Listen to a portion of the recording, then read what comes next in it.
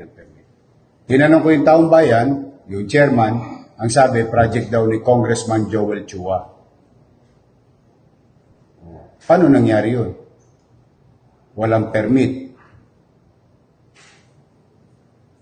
Paano nangyaring nag-iba nila yung property ng City of Manila? Saan napunta yung property, yung mga bakal?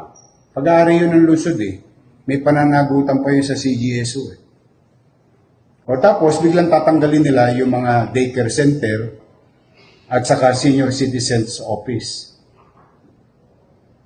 ng City Government of Manila. Ngayon ay challenge Congressman Joel Chua to investigate himself.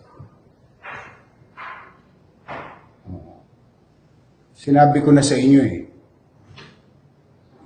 may gobyerno sa lungsod ng Manila and it is called City Government of Manila, not City Congress of Manila.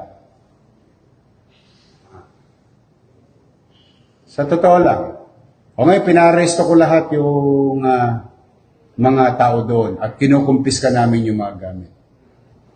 And now,